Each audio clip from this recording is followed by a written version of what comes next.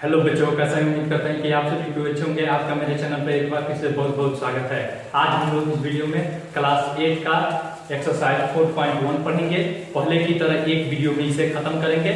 तो चलिए शुरू करते हैं। एक एक क्वेश्चन करेंगे और सभी बैक कॉन्सेप्ट को यानी कि पीछे के कॉन्सेप्ट को सभी क्लियर करते हुए पढ़ेंगे। तो चलिए शुरू करते हैं। वीडियो शुरू करने से पहले नए आने वाले बच्चों से गुजारिश है कि लाल बटन दबा के मेरे चैनल को सब्सक्राइब कीजिए और साथ ही साथ बेल आइकन भी जरूर दबाइए। तो चलिए शुरू करते हैं। एक्सरसाइज 4.1। अब हम समझते हैं आंकड़ा किसे कहते हैं।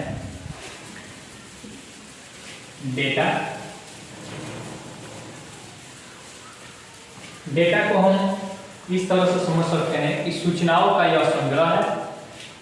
जैसे हम अपने वर्ग में गए, कुछ बच्चों को खड़ा किया या 10 बच्चों को खड़ा किया और उनसे पूछा कि तुम अपनी उम्र बताओ। सभी किसी ने अपनी अपनी उम्र बताई, उसे मैंने एक कॉपी पे लिख लिया। वही हमारा क्या कहलाता है? आंकड़ा कहलाता है। ठीक है, या कहीं और भी आप इंफॉर्मेशन कलेक्ट कर सकते हैं। तो यह है सूचनाओं के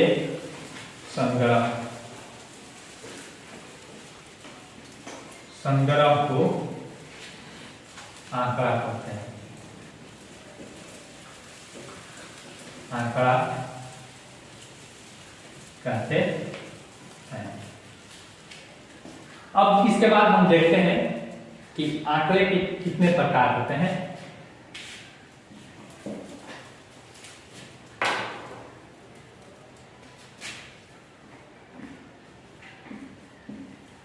टाइप्स ऑफ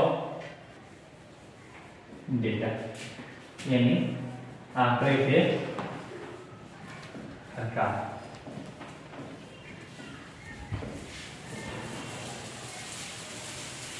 ठीक है, आंकड़े कितने प्रकार के होते हैं इसको हम देखते हैं।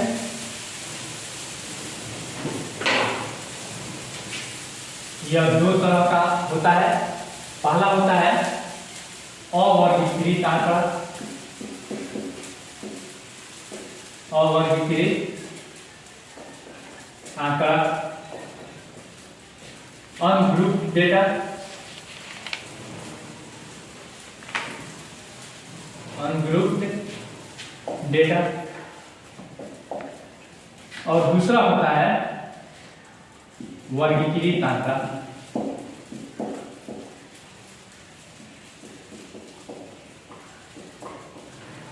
Grouped data.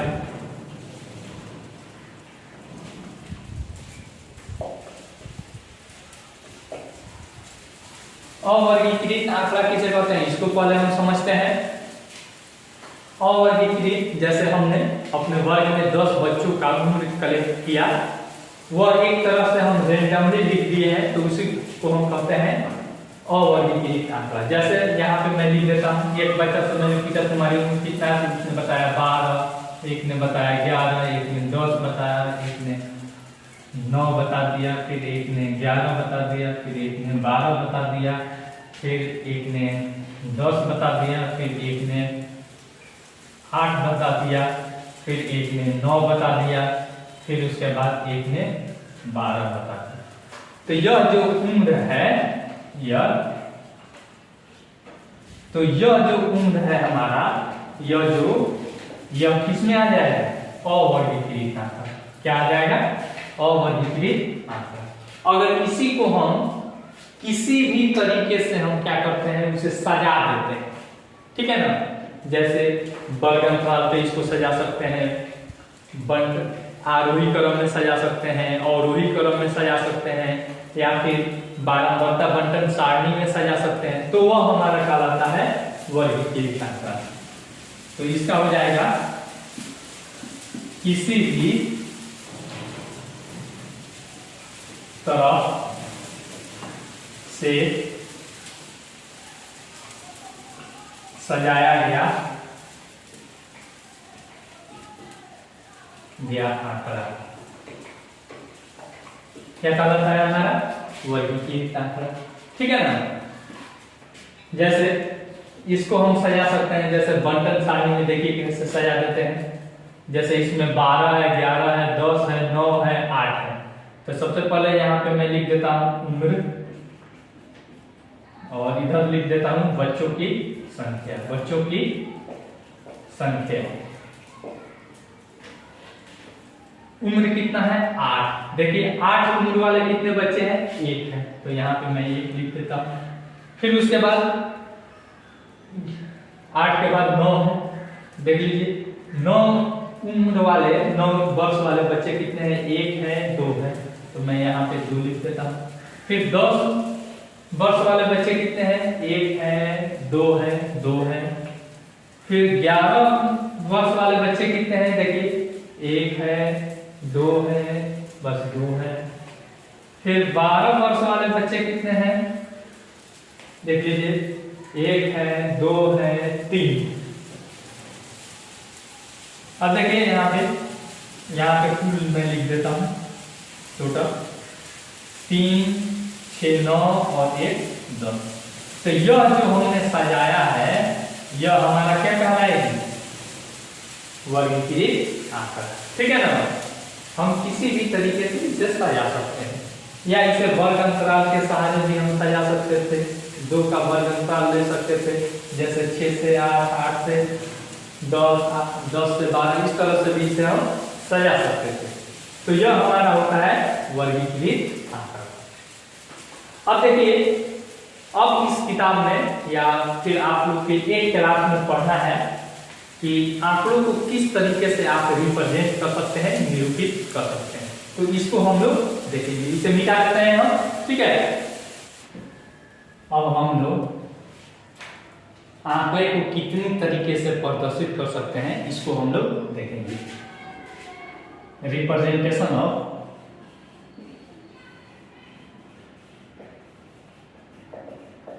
Representation of data.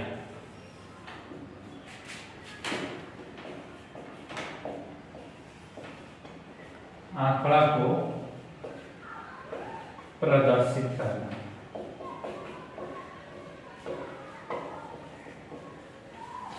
अब देखिए हम कितने तरीके से इसे प्रदर्शित कर सकते हैं।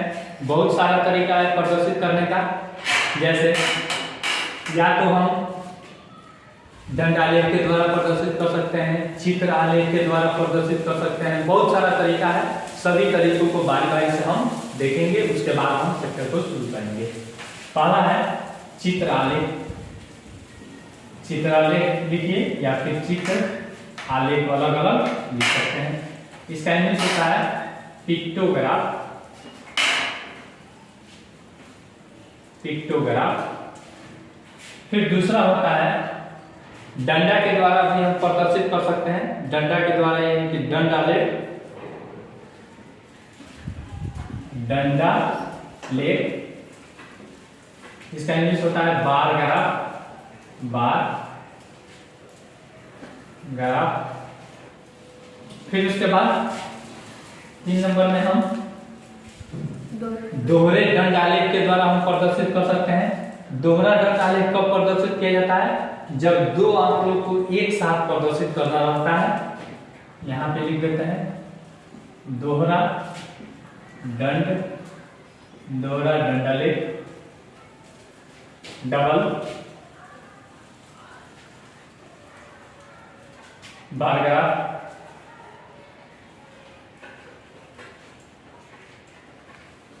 फिर उसके बाद हम और भी तरीका से प्रदर्शित कर सकते हैं, जैसे बारंबारता सारणी, बारंबारता बंटन सारणी। यहां पे लिख देते हैं बारंबारता सारणी यानी टेबुलर फॉर्म में। फ्रीक्वेंसी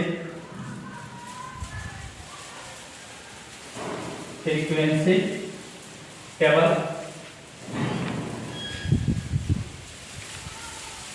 फिर उसके बाद बारंबारता बंटन सारणी, बारंबारता बंटन सारणी। बहुत बच्चे इस दोनों को एक ही समझते हैं, थोड़ा सा अंतर है। एक में बारंबारता सारणी में आपको मिलान चिन्ह नहीं रहता है और इसमें मिलान चिन्ह रहता है। इसमें फ्रीक्वेंसी डिस्ट्रीब्यूशन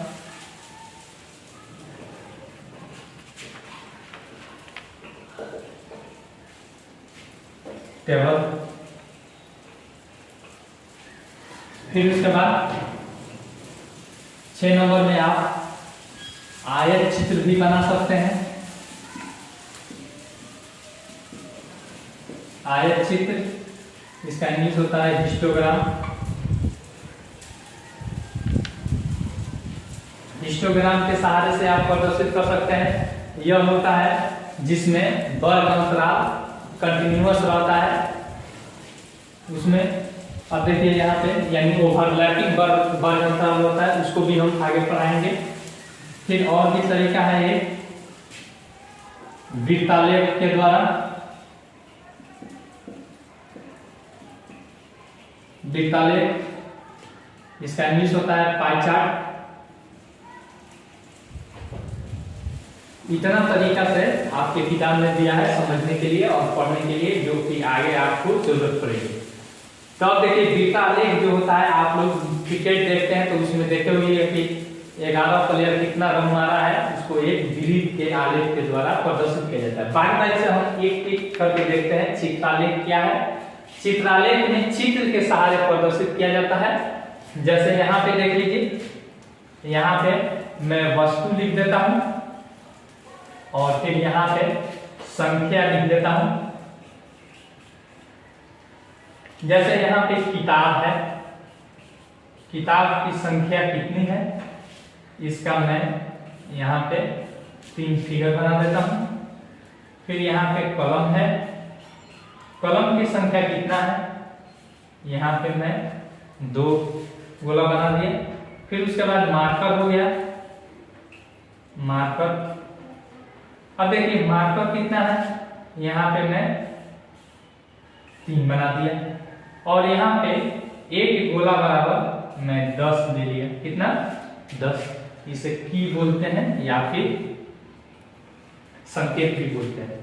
अब देखिए एक गोला बराबर कितना है? 10। तो यानी किताब की संख्या कितना हो जाएगी? 10 3 30। कलम की संख्या 10 दूनी 20। मार्कर की संख्या 10 3 30। इस तरह से जिसको दर्शाया जाता है तो उसे बोला जाता है चित्रालेख। क्या बोला जाता है? चित्रालेख। ठीक है। अब हम लोग दंडालेख के द्वारा देखेंगे कैसे प्रदर्शित किया जाता है। जैसे इसी को हम लोग देख लेते हैं। जैसे यहाँ पे इसको ऐसे बनाया जाता है,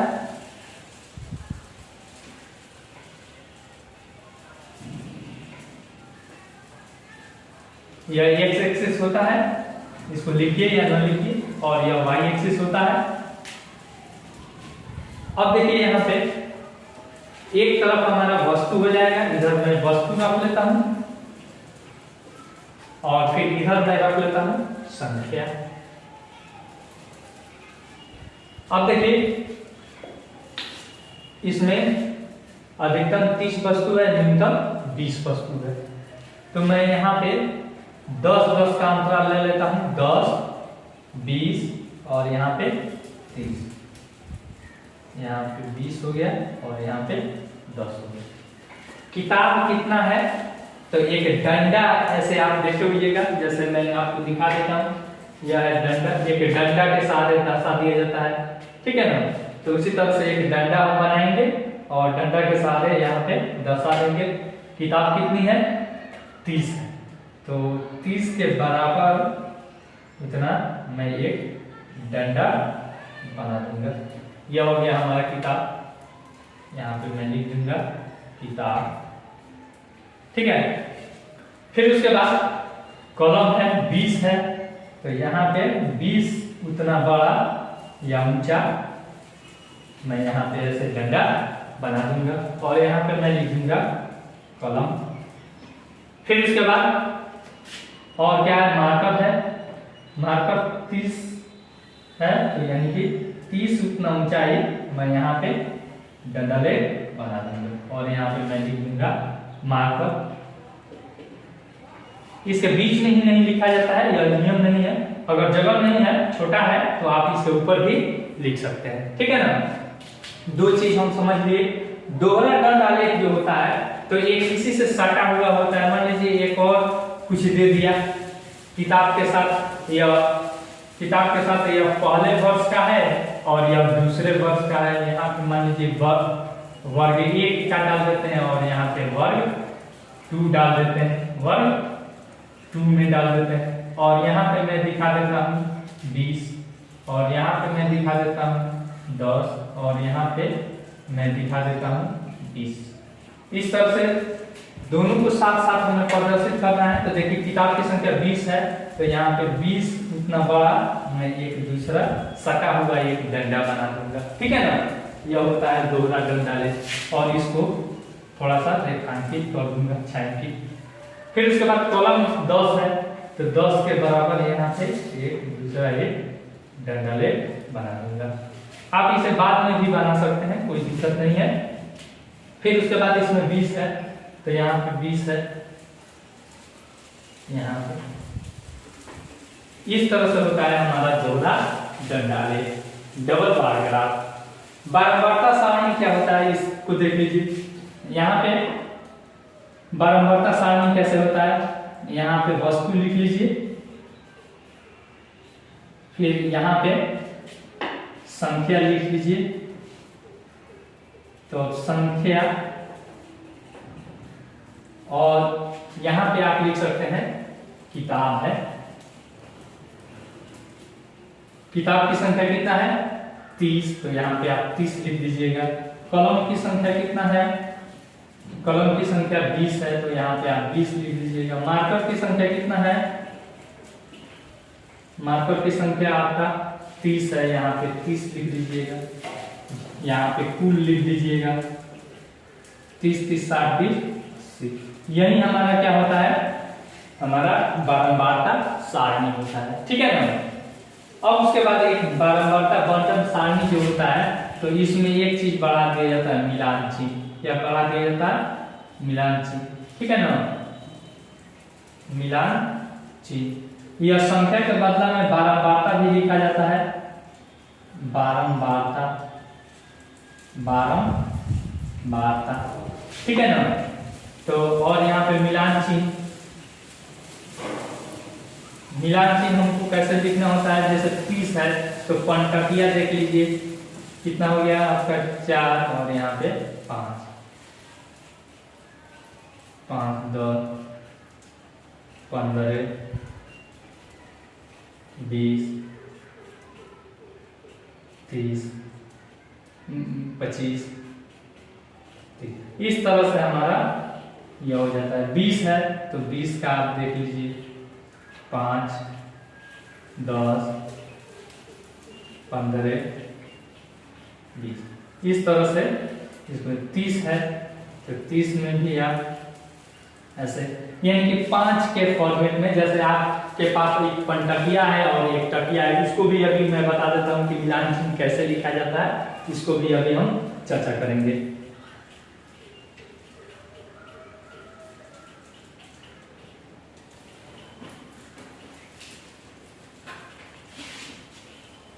इस तरह से आप इसे निर्देशित करते हैं। तो यह हमारा बारंबारता बंटन सारणी होता है। आयत चित्र क्या होता है, आयत चित्र को हम देख लेते हैं। यह एक आयत के द्वारा इसे प्रदर्शित किया जाता है। जैसे यहाँ पे देख लीजिए,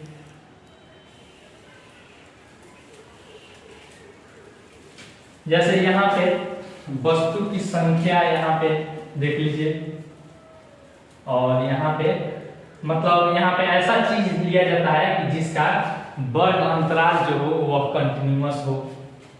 जैसे यहाँ पे 5 10 15 20 25 ऐसे रहता है, और यहाँ पे 2 4 6 8, ठीक है ना।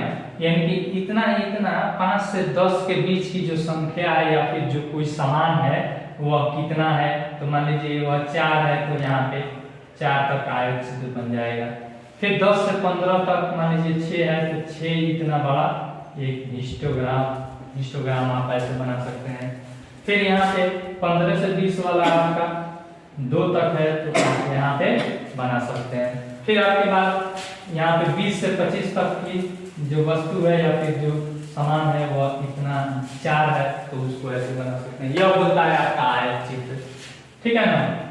आयत चित्र, आयत चित्र के लिए क्या क्या जरूरी है, इधर भी संख्या है, इधर भी संख्या है, ठीक है ना। और यह जो है वर्ग अंतराल कंटिन्यूअस है, क्या है, कंटिन्यूअस है। कंटिन्यूअस कहने का सेंस है ओवरलैपिंग मेथड से यह वर्ग अंतराल लिखा गया है। देखिए 5 से 10 और फिर 10 से 15, 10 इसमें शामिल है, इसमें शामिल नहीं है। अभी बताएंगे वर्ग अंतराल जो पढ़ाएंगे तो, ठीक है ना। फिर उसके बाद विरित आलेख क्या होता है, इसको भी देख लीजिए। जैसे विरित आलेख में आपका होता है एक विरित ऐसे बना दिया जाता है, और फिर यहाँ पे केंद्र रहता है, और कौन, जैसे इसमें मान लीजिए 3 समान है, तो उसका कितना कितना हिस्सा होगा, तो ऐसे करके और इसको ऐसे ऐसे दिखा दिया जाता है। यहाँ पे किताब हो गया, यहाँ पे कलम हो गया, इस तरीके से हम दिखा सकते हैं। यहाँ पे मार्कर हो जाता है, ठीक है ना। तो यह होता है हमारा पाई चार्ट या फिर वृत्त आलेख। अब फिर उसके बाद मिटा देते हैं और एक चीज समझते हैं, आपका मिलान चिन्ह और फिर वर्ग अंतराल कितने तरह के होते हैं, ठीक है। अब देखते हैं हम वर्ग अंतराल।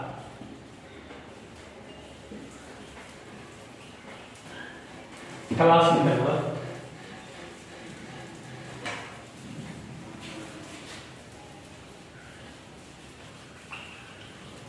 क्लास इंटरवल क्या होता है।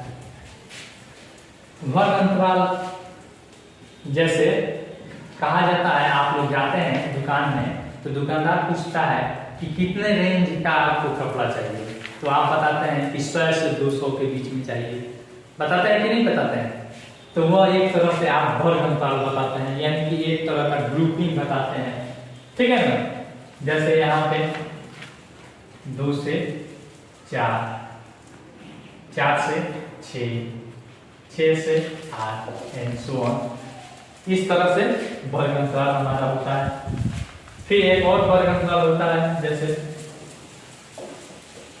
5 से 9, फिर 10 से 14, फिर यहाँ पे 15 से 19 एंड सो ऑन, इस तरह से रहता है। तो देखिए इसमें इस वर्ग अंतराल को देखिए 5 और 9 इस दोनों में शामिल है, लेकिन 10 इसमें नहीं है।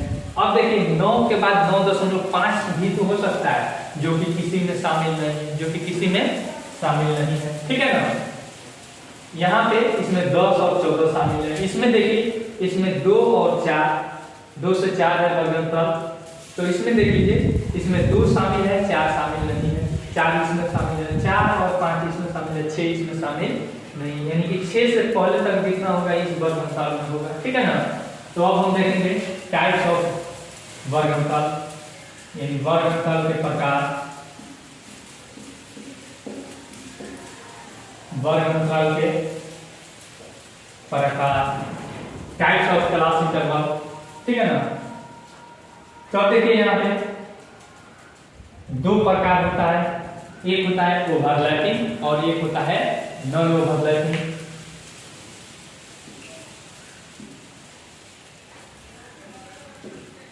Overlapping class interval. फिर उसके बाद दूसरा होता है नॉन ओवरलैपिंग।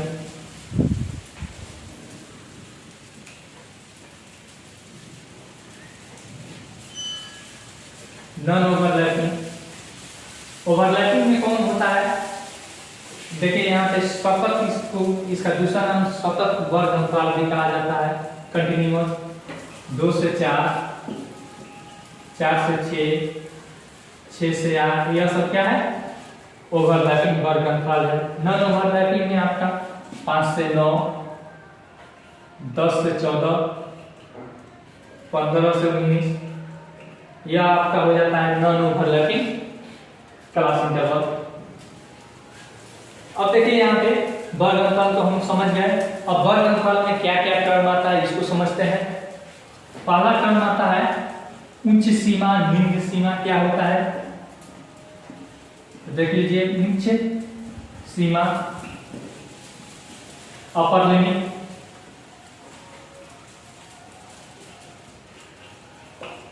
अपर लिमिट। अपर लिमिट क्या होता है इसको हम देखते हैं।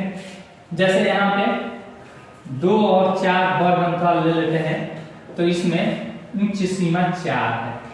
यहाँ पे 4 उच्च सीमा है। 4 क्या है? उच्च सीमा है। ठीक है। फिर उसके बाद निम्न सीमा क्या होता है? निम्न सीमा यानी निचली सीमा यह होता है।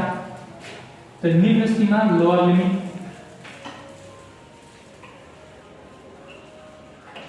लोअर लिमिट इसमें आपका 2 क्या है? जो पहले वाला होता है उसे हम कहते हैं निम्न सीमा।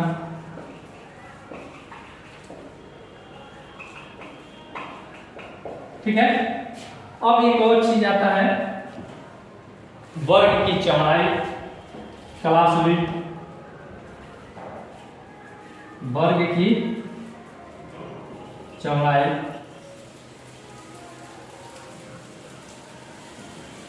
वर्ग की चौड़ाई आपका होता है बराबर उच्च सीमा माइनस निम्न सीमा। यह भी सही से नहीं चल रहा है। निम्न सीमा देख लीजिए यहाँ पे। जैसे इसका वर्ग का चौड़ाई कितना है इसका इंग्लिश में लिख देते हैं CLASS WIDTH। अब देखिए वर्ग की जो चौड़ाई है तो उच्च सीमा 4 है और निम्न सीमा कितना है? 2 है। तो यानी कि आपका 2 हो जाएगा। ठीक है ना। इस तरह से हम निकालते हैं। फिर एक और होता है इसका दूसरा नाम वर्ग का माप भी होता है। इसका दूसरा नाम यहाँ पे मैं लिख देता हूँ वर्ग की माप। वर्ग की माप या वर्गामाप भी लिखा जाता है या वर्गामाप यह भी लिखा जाता है। ठीक है ना। फिर एक और आता है वर्ग से रिलेटेड वर्ग चिन्ह। क्या होता है? वर्ग चिन्ह दिखाई दे रहा है ना। वर्ग चिन्ह वर्ग चिन्ह बराबर होता है उच्च सीमा प्लस निम्न सीमा बाई 2।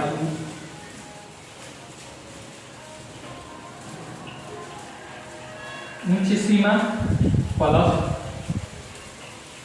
निम्न सीमा बाई 2। अब इसमें को मिटा देते हैं और मिलान चिन्ह के बारे में बताते हैं। ठीक है ना। या फिर यही पे बता देते हैं मिलान चिन्ह। ठीक है।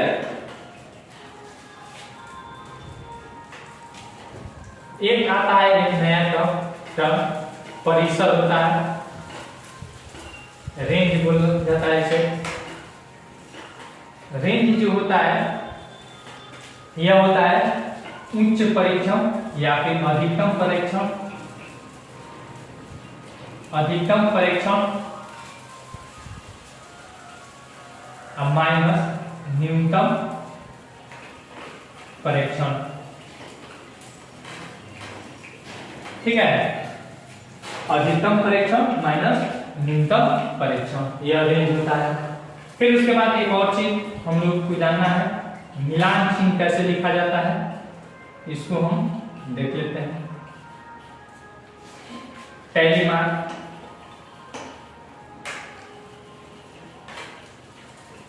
टैली मार्क्स क्या होता है? टैली मार्क्स होता है इस तरह से, इसे आप समझ सकते हैं। जैसे आपके पास एक टकिया है यानी 1 का सिक्का बहुत है और 5 का सिक्का बहुत है। जैसे मान लीजिए मेरे पास 5 रुपये का सिक्का है और 1 रुपये का सिक्का है। किसी को हमें रुपया देना है 1, कितना देना है यहाँ पे मैं लिख देता हूँ। किसी को रुपया देना है हमको 1, तो उसको मैं क्या दे दूंगा? 1 टकिया। ठीक है ना। तो 1 टकिया को ऐसे खड़ा पाए। 2 रुपया देना है तो क्या करूंगा? 2 को 1 टकिया दूंगा। ₹3 देना है तो 3 को 1 टकिया दूंगा। ₹4 देना है तो 4 को 1 टकिया दूंगा ना। वहीं अगर हमको ₹5 देना है तो मैं क्या करूंगा, 5 टकिया 1 दे दूंगा। तो पंटकिया बनाने के लिए क्या कर दिया जाता है, 4 लिखकर और ऐसे एक बंडल बना दिया जाता है तिरछा काट कर, ठीक है। फिर उसके बाद ₹6 अगर हमको देना होगा तो 1 पंटकिया दूंगा और तब 1 टकिया दूंगा। तो यहाँ पे 1 पंटकिया और 1 टकिया, और 1 टकिया को हमेशा दाहिनी तरफ लिखा जाता है। मान लीजिए हमको ₹12 देना है तो क्या करूंगा, बहुत बच्चे कहेंगे कि 12 को 1 टकिया दे देंगे, ज्यादा भारी रहता है नहीं, तो लेकिन वैसा काम नहीं करेंगे। हम क्या करेंगे, पहले देखेंगे कितना हम पंटकिया दे सकते हैं। जितना पंटकिया दे सकते हैं पहले उसका प्रायोरिटी हम रखते हैं, पहले पंटकिया देने की कोशिश करते हैं, तब 1 टकिया देने की कोशिश करते हैं। तो पंटकिया हम 2 दे देंगे और तब 2 को 1 टकिया दे देंगे, ठीक है ना। इस तरह से आप मिलान चिन्ह लिख सकते हैं, ठीक है ना। यह है आपका मिलान चिन्ह, लिखा जाएगा कि नहीं। चलिए अब मिटा देते हैं और इसी के आधार पर आपका एक्सरसाइज 4.1 है और उसका आंसर क्वेश्चन हम लोग देखते हैं, बारी बारी से एक एक क्वेश्चन हम सोल्व करेंगे। अब हम लोग एक्सरसाइज 4.1 देखते हैं। इसमें पहला सवाल देखते हैं क्या कह रहा है। अवकाश के दिनों में कक्षा 8 के विद्यार्थियों द्वारा प्रतिदिन पढ़ने के समय घंटों में दिए हुए आलेख में दर्शाया गया। अब देखिए इधर एक तरफ विद्यार्थी की संख्या दिया है और एक तरफ प्रतिदिन पढ़ने के घंटे दिए हैं। इसमें और नंबर सवाल पूछ रहा है। यहाँ पे आपको यह आयत चित्र दे दिया है, 1 से 2, 2 से 3, 3 से 4, 4 से 5, 5 से 6 और 6 से 7 आपका यह आपका वर्गफल दिया है। पूछ रहा है और नंबर अधिकतम विद्यार्थियों ने कितने घंटे तक पढ़ा। तो देखिए इसमें सबसे बड़ा आयत चित्र किसका है, 4 से 5। कितने घंटे पढ़ा, 4 से 5 घंटे, ठीक है ना। फिर उसके बाद 2 नंबर में कह रहा है यहाँ पे 5 घंटे से कम समय तक कितने विद्यार्थियों ने पढ़ा। तो यहाँ पे देख लीजिए 5 घंटे से कम यानी 5 घंटा शामिल नहीं करना है, तो 4 से 5 वर्गफल तक हम इसका ले लेंगे।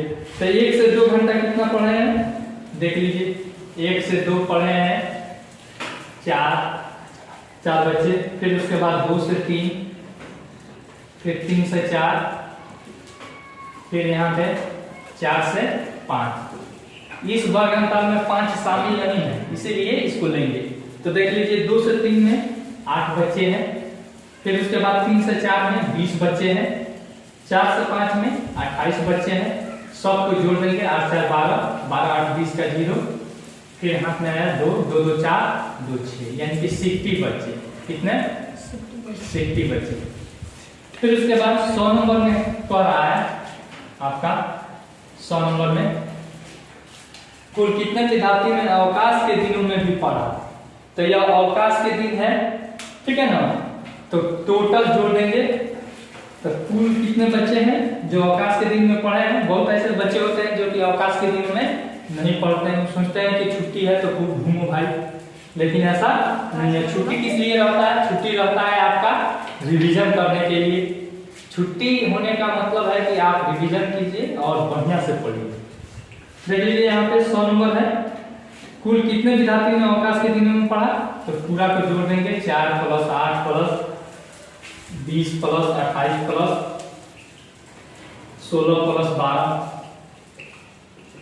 यहाँ पे टोटल को मैं जोड़ दूंगा 2 6 8 8 8 16 16 4 20 8 28 का 8 हाथ में आया 2 2 1 3 4 2 6 2 8 यानी कि 88 बच्चे। 2 6 8 8 16 4 20 8 28 का 8 हाथ में आया 2 2 1 3 4 2 6 2 8 यानी 88 बच्चे छुट्टी के दिन में भी पढ़े हैं, बाकी लोग नहीं पढ़े हैं। 2 नंबर में क्या कह रहा है किस वर्गफल की बारंबारता अधिकतम है।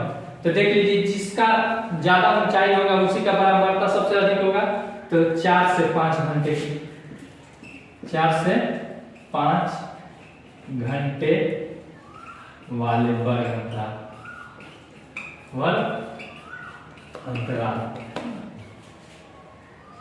उसके बाद 2 नंबर में कह रहा है कि अपनी कक्षा के सभी छात्रों के जूते एवं चप्पलों के माप एकत्र कीजिए, उन्हें निम्न तालिका में भरकर एक बारंबारता बंटन सारणी बनाइए। अब देख लीजिए यहाँ पे जूतों का माप दे दिया है। देख लीजिए यहाँ पे मैं बारंबारता बंटन सारणी बना देता हूँ। जूतों की माप, फिर उसके बाद मिलान चिन्ह, टैली मार्क, फिर उसके बाद इधर है फ्रीक्वेंसी, इसको टी से सूचित कर लीजिए, टैली मार्क, और इधर बारंबारता।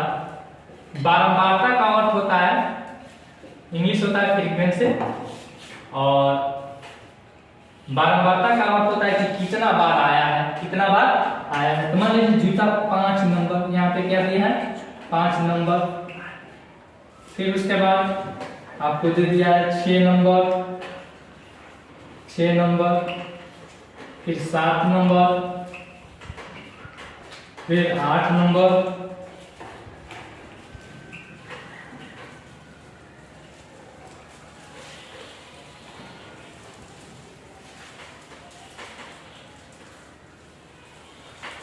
इस तरह से बना लीजिएगा। और फिर हम अपने वर्ग में गए, मान लीजिए 30 बच्चों को मैंने लिया और 30 बच्चे मेरे वर्ग में हैं। उनसे मैंने पूछा 5 नंबर के जूते कौन कौन पहनता है, खड़ा हो जाओ, और काउंटिंग कर लिया। जैसे उन्होंने 5 बच्चे खड़ा हो गए, तो 1 2 3 4 और 5, इस तरह से मैंने मिलान चिन्ह बना लिया और इसमें 5 बच्चे खड़ा हुए, तो यहाँ पे मैं लिख दिया। फिर 6 नंबर के जूते कितने पहनते हैं, तो 12 लड़के खड़ा हो गए, कितना, तो 12, तो यहाँ पे 12 लिख दूंगा और यहाँ पे 12 का मिलान चिन्ह 2 को पलटा किया और 2 को एकटा किया। फिर 7 नंबर वाले कितने हो गए, मान लीजिए 7 नंबर वाले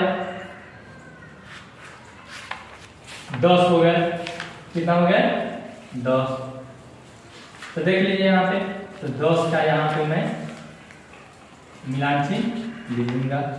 फिर उसके बाद 8 नंबर वाले 3 हो गए, तो अब देखिए यहाँ पे 3 को एक टकिया डाल दूंगा और यहाँ पे मैं कुल लिख देता हूँ।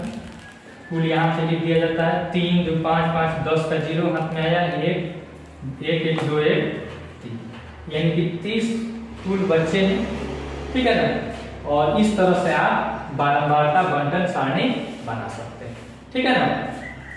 समझ लीजिए, जरूरी नहीं है कि यानी आपको बनाना है, आपके वर्ग में दूसरे किसी और संख्या के बच्चे हो सकते हैं। जैसे मेरे वर्ग में 30 हैं, मैंने अनुमान से बनाया है, और आपके बच्चे में 40 हो सकते हैं, 10 हो सकते हैं, 20 हो सकते हैं, तो इसे आपको बनाना है। चलिए अब मिटा दे इसे। अब देखिए 3 नंबर हम देखते हैं, कह रहा है कपड़िया गांव के 27 मकानों के 1 माह का बिजली बिल रुपयों में निम्नलिखित है। अब यहाँ पे दे दिया है वर्ग अंतराल 300 से 400 आदि लेकर एक बारंबारता सारणी बनाइए। तो अब देखिए बारंबारता सारणी हमको बनाना है और वर्ग अंतराल लेना है हमको 300 से 400। तो सबसे पहले अधिकतम इसका देखेंगे, अधिकतम देखिए इसमें कितना है, अधिकतम इसमें 780 है, और न्यूनतम कितना है यह देख लेते हैं। न्यूनतम आपका है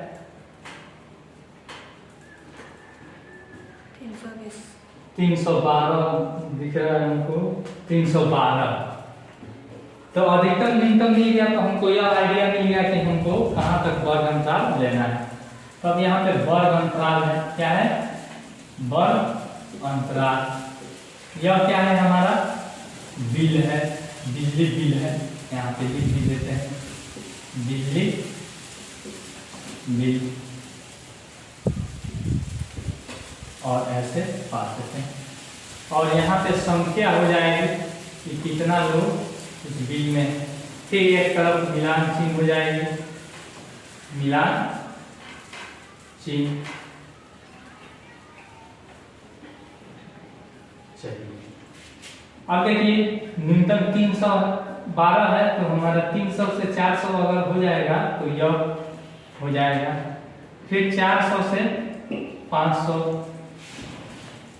फिर 500 से 600,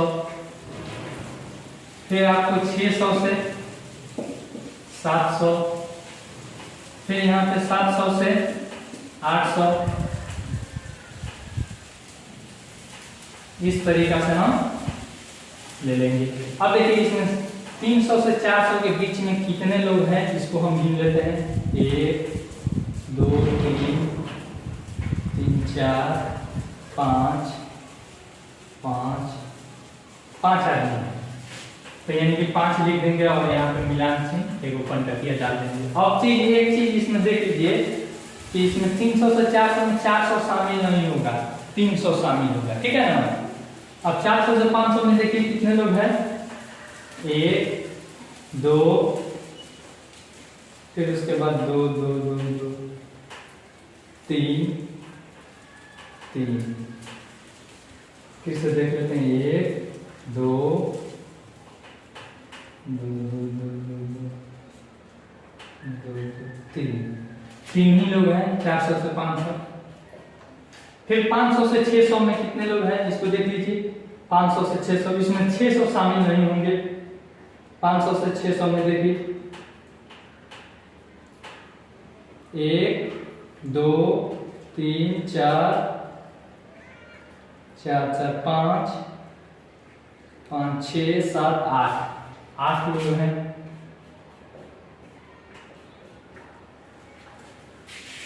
फिर उसके बाद 600 से 700 में देख लीजिए कितने हैं। 600 से 700 1, फिर उसके बाद यहाँ पे 1 1 1 2 3 4 4 कितना है 600 से 700 1 600 वाला 1 1 2 3 4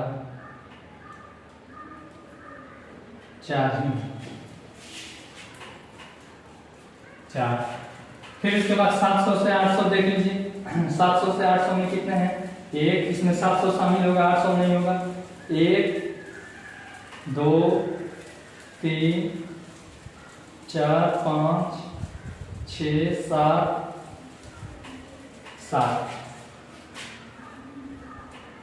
अब देखिए तो जोड़कर 7 4 11 8 19 19 5 24 3 27, ठीक है। 5 3 8 16 4 20 7 27, ठीक है। कुल यहाँ पे 27 आ जा रहा है, और तो हमारा क्या है, सही है। इस तरह से हमारा यह बारंबारता बंटन सारणी बन गई। फिर उसके बाद यहाँ पे 4 नंबर सवाल में देखते हैं क्या दिया है।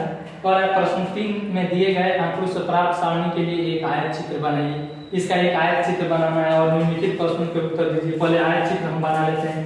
आयत चित्र बनाने के लिए कैसे खींच लेते हैं, और फिर यहाँ पे देख लीजिए हमारा वर्ग अंतर 300 से 400 है, तो यहाँ पे देखिए 0 से स्टार्ट करते हैं, तो यहाँ पे 300 से शुरू कर रहा है, तो इसको करने के लिए एक बार ऐसे लेकर जाते हैं, ऐसे लेकर जाते हैं, ऐसे करके और ऐसे कर देते हैं, ठीक है ना। यानी कि 0 से यह शुरू हो रहा है। कितना लंबा हो तो आप ऐसे कर दीजिएगा, और जहां से स्टार्ट करना है वहां से स्टार्ट कर लीजिएगा। अब देखिए बराबर बराबर वर्ग अंतर लेना है, तो यहाँ पे 300 और यहाँ पे 400, यहाँ पे 500, फिर यहाँ पे 600, फिर यहाँ पे 700, फिर यहाँ पे 800, फिर यहाँ पे 900। यह क्या है, हमारा बिजली बिल है। इधर लिख देंगे बिजली बिल। दिख रहा है नहीं दिख रहा है? दिख रहा है। बिजली बिल लिख देंगे। अब फिर इधर संख्या लिख देंगे, कितना लोग इतना रेंज में जमा करता है, यहाँ पे लिख देंगे संख्या।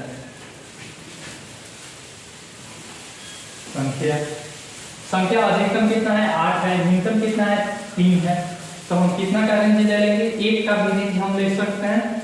तो देख लीजिए यहाँ पे 1 2 3 4 5 6 7 8 9 1 2 3 4 5 6 7 8 9। ठीक है, चलिए 300 से 400 कितने संख्या है? 5 है। तो यानी कि 3 5 के इतना बराबर आप स्केल ले लीजिएगा और स्केल से देख लीजिएगा, सीधा सीधी होगा तो अच्छा दिखेगा। तो देख लीजिए यहाँ पे सीधा हम बना देते हैं, यहाँ पे 5 तक है, फिर इसको भी हम ले लेते हैं यहाँ तक, यह हो गया आपका 5 तक। फिर उसके बाद आपको 3 तक दिया है, तो देख लीजिए यहाँ पर, यहाँ है 3 तक, स्केल की सहायता से आप मिला लीजिएगा। फिर उसके बाद 8 तक है, 500 से 600 कितना है? 8 तक है, तो इसको लेकर जाइएगा 8 तक। तो यहाँ पे देख लीजिएगा कितना बड़ा है आपका 8, और फिर इधर से यह सीधा नहीं है, हाथ से बनाए हैं, तो यहाँ तक आप बना लीजिएगा और ऐसे यह हो जाएगा आपका 500 से 600। 600 से 700 में 4 है, तो अब देख लीजिए यहाँ पे 4 की ऊंचाई तक हम लेकर चले जाएंगे।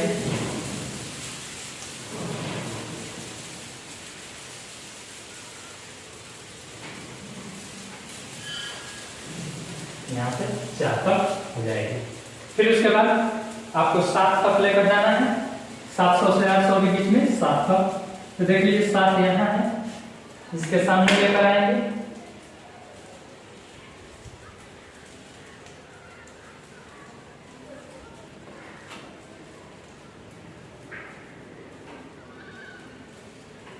इस तरीके से आप आयतचित्र बना सकते हैं। ठीक है ना।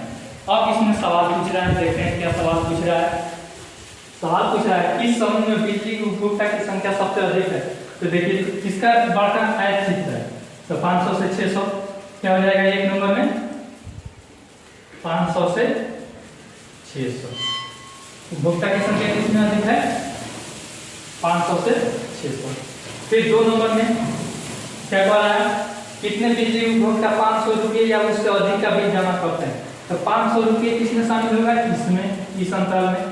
तो यानी कि कितने लोग हैं जो 500 रुपया या उससे अधिक का बिल जमा करते हैं? तो इसका और इसका योग कर देंगे। तो देख लीजिए 500 से 600, 8 + 4 + 7, 8 4 12 7, कितने उपभोक्ता?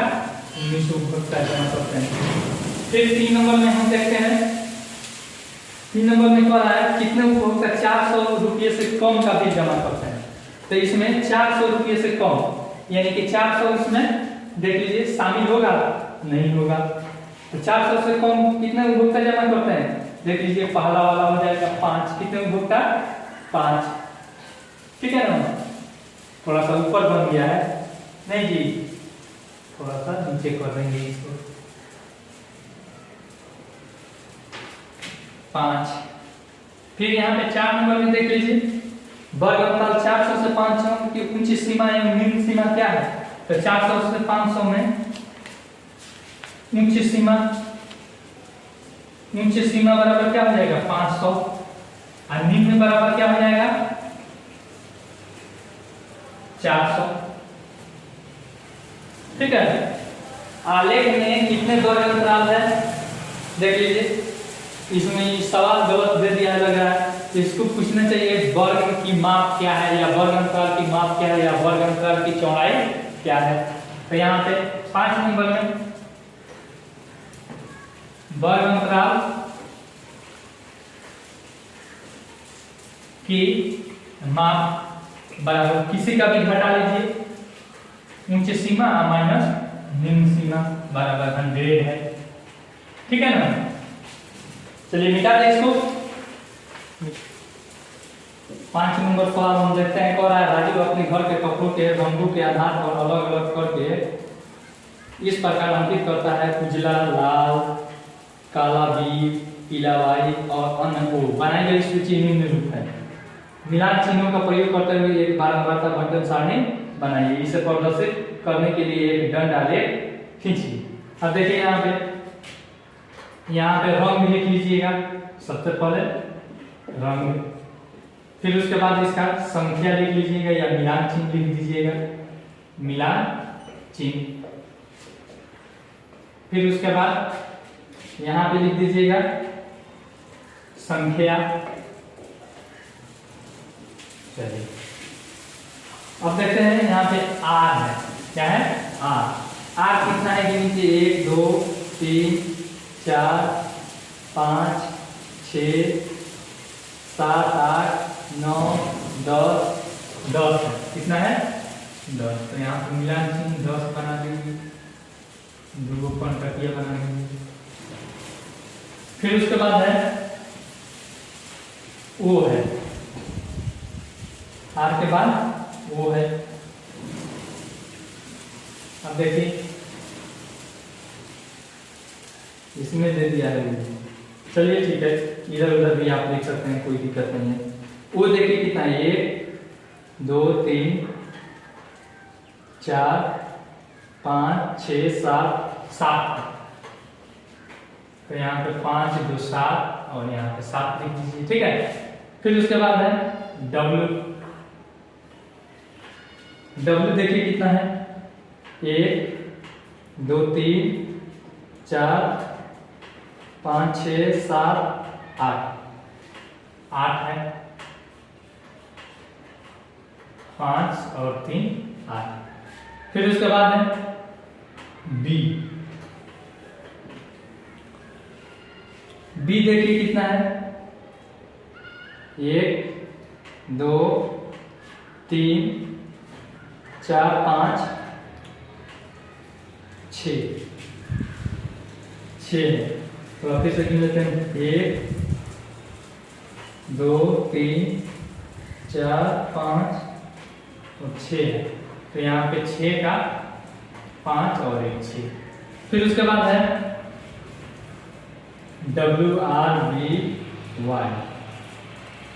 Y है, फिर y का देख लेते हैं कितना है। y आपका 1 2 3 4 5 6 7 7 है,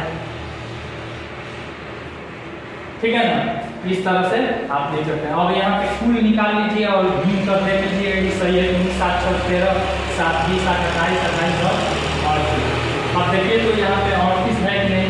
1 2 3 4 5 6 7 8 9 10 11 12 13 14 15 16 17 18 19 20 21 22 23 24 25 26 27 28 29 30 31 32 33 34 35 36 37 38। ठीक है, सही है। मेरा 12 मात्रा बंटन सारणी क्या है, सही है। अब कौन है, इसे प्रदर्शित करने के लिए एक दंड आलेख बनाइए। क्या बनाइए, दंड आलेख। तो इसमें अधिकतम कितना है देख लीजिए 10 है, न्यूनतम कितना है 6 है, ठीक है ना।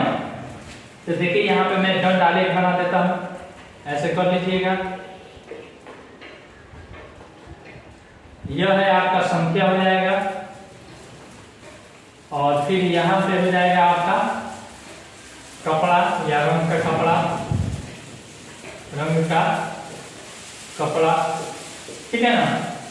अब देखिए यहाँ पे अधिकतम 10 है तो एक एक काम कर लेते हैं। 1 2 3 4 5 6 7 8 9 और फिर 10। 1 2 3 4 5 6 7 8 9 और फिर यहाँ पे 10। अब इसका हमें दंड आलेख बनाना है। दंड आलेख आपको शुरू में ही बताया है कि कैसा होता है। तो अब देखिए यहाँ पे पहले आप देखिए R है, R कितना है 10 है।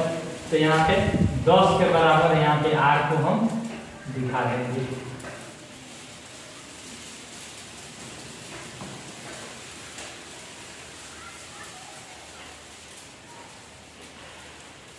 इस तरीके से हम 10 तक दिखा देंगे। फिर उसके बाद वो है 7 वो है। तो यहाँ पे इसमें सटा कर नहीं दिखाता है डंडा ले, ठीक है ना। डंडा क्या रहता है, एक में सटा रहता है, नहीं रहता है, अलग अलग खड़ा रहता है। तो अब देखिए यहाँ पे 7 यहाँ तक है। तो यहाँ से हम इस पे स्केल की सहायता से ऐसे कर देंगे। अब देखिए यहाँ पे 7 हो गया। फिर W है 8 है तो थोड़ा सा बड़ा हो जाएगा। स्केल की सहायता से आप कीजिएगा तो थोड़ा आपका अच्छा दिखेगा। फिर यहाँ पे B है 6 है तो यहाँ पे 6 देख लीजिए, यहाँ है इतना बड़ा 6 है।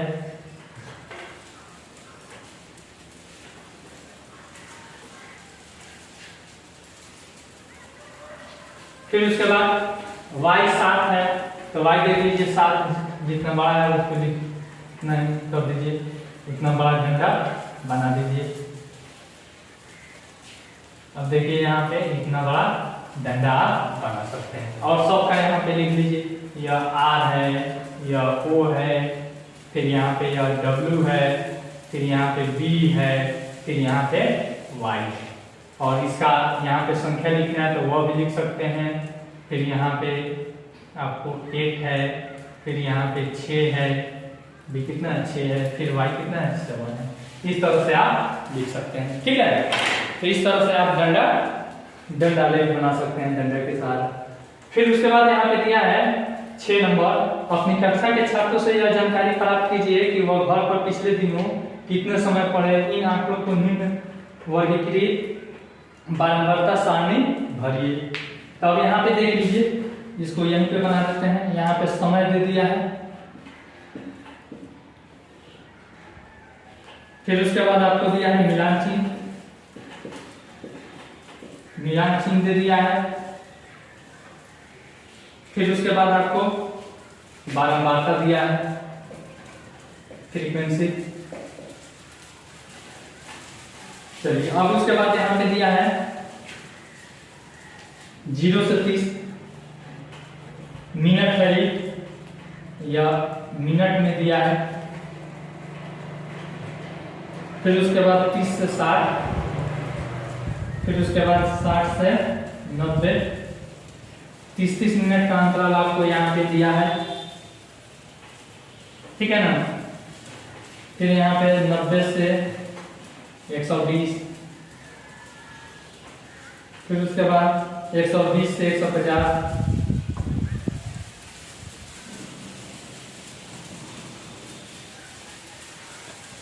फिर उसके बाद 180 से 210,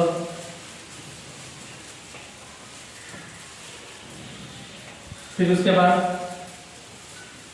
210 से 240।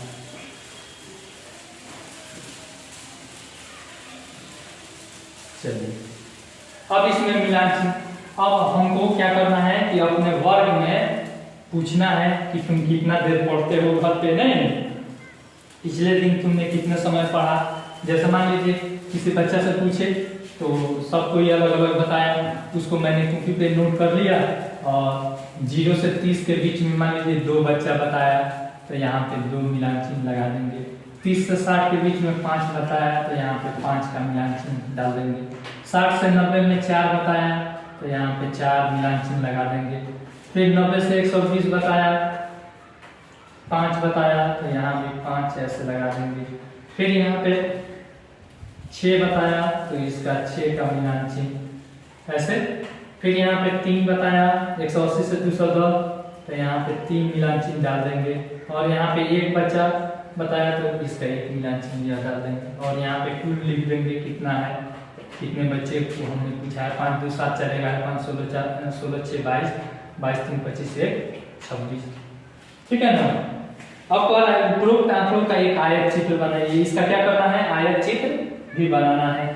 तो देख लीजिए आयत चित्र कैसे बनता है। आयत चित्र बनाने के लिए क्या चीज होना चाहिए, 2 चीजें होनी चाहिए। एक्स एक्सिस और वाई एक्सिस दोनों में आपका संख्या होना चाहिए और यह वर्ग अंतराल कंटिन्यूअस होना चाहिए, यानी ओवरलैपिंग मेथड से यह वर्ग अंतराल होना चाहिए। इसमें अधिकतम कितना है, देख लीजिए 6 है और न्यूनतम 1 है।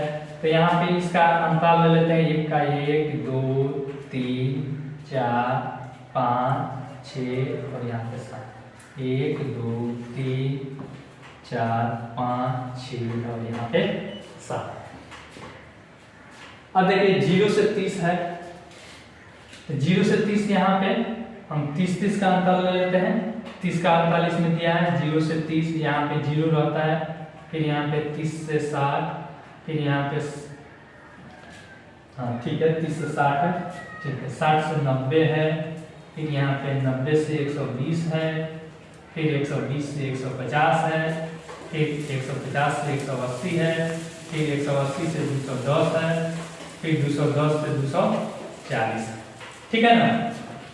अब देखिए यहाँ पे पहला 0 से 30 कितने बचे हैं, 2 बचे हैं, तो यहाँ पे स्केल ले लेंगे और स्केल की सहायता से यहाँ तक हम बना लेंगे,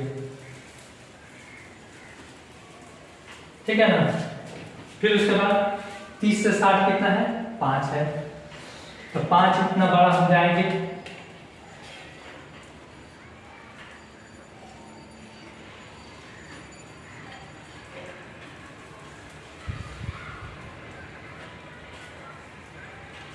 फिर 60 से 90 में 4 है, तो यहाँ पे 4 तक हम चले जाएंगे,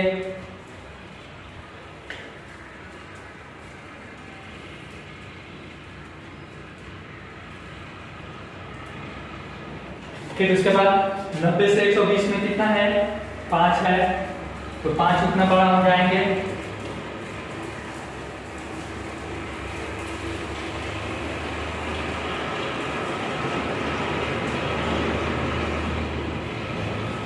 फिर 120 से 150 कितना है, 6 है, 6 तक हम जाएंगे,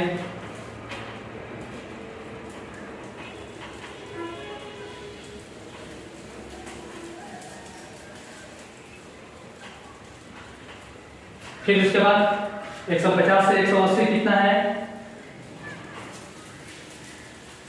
150 से 180 एक मेरा वर्ग अंतराल यहाँ पे छूट गया है, देखिए ध्यान आप लोग नहीं दिए, देखिए 150 से 180 एक और वर्ग अंतराल ना होना चाहिए, होना चाहिए 150 से 180, यहाँ पे 0 डाल देते हैं, 0, ठीक है, कोई चेंज नहीं करना पड़ेगा, तो यहाँ पे इसका कोई कुछ भी नहीं बनेगा, यहाँ पे नहीं बनेगा। फिर उसके बाद 180 से 210 आपका 3 है, तो यानी कि 3 तक जाएगा,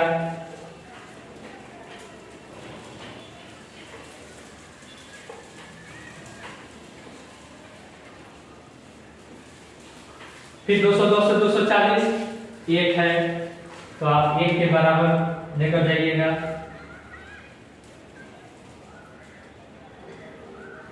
इस तरीके से आप आयतचित्र बना सकते हैं, ठीक है। चलिए अब उसके बाद यहाँ पे कौन है, कितना नंबर है, 6 नंबर है, इसका आयत चित्र बनाइए, यह आयत चित्र हमारा बन गया, इसका लिख दीजिए यहाँ पे, यह क्या है, समय है, ठीक है ना, और यह क्या है, बच्चों की संख्या है, ठीक है ना, यह है बच्चों की संख्या, इस तरीका से आप लिख सकते हैं। फिर उसके बाद 7 नंबर है, अब देखिए 7 नंबर में यहीं पे हम बता देते हैं, 7 नंबर,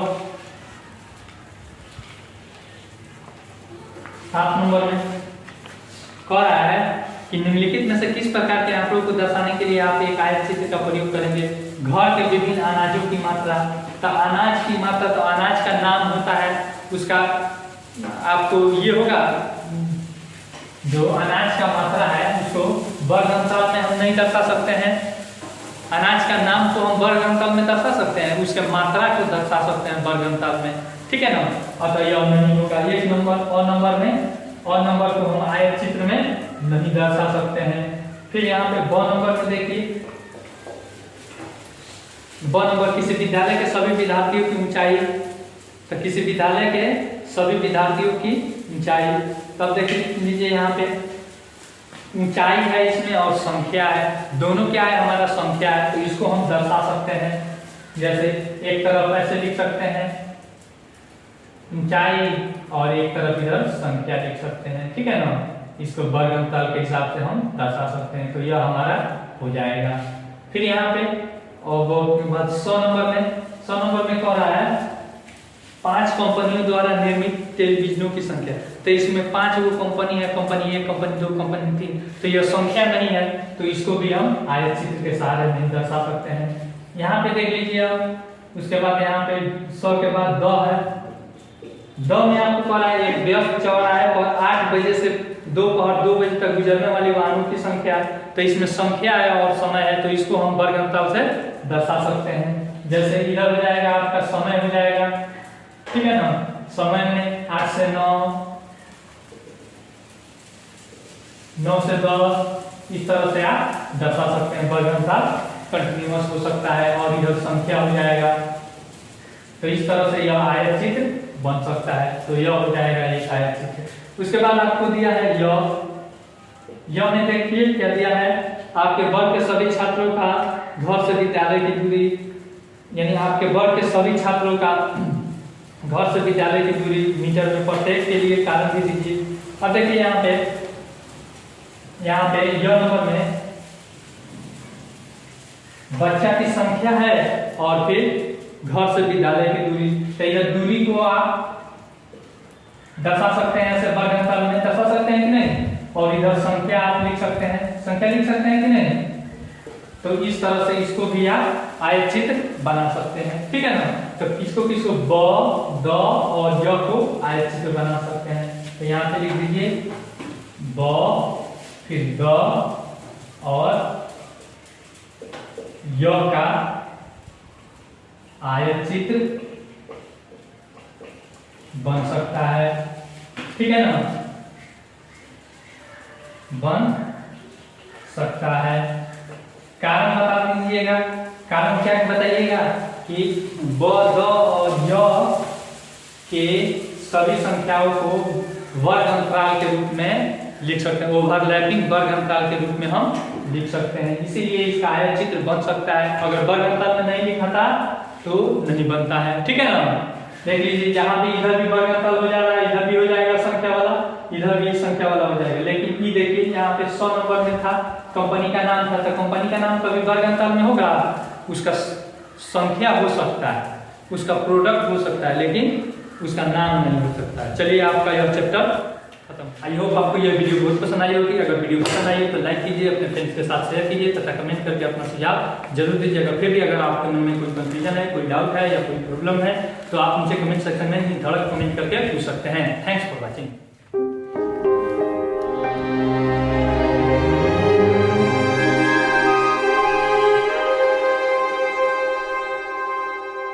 Thank you.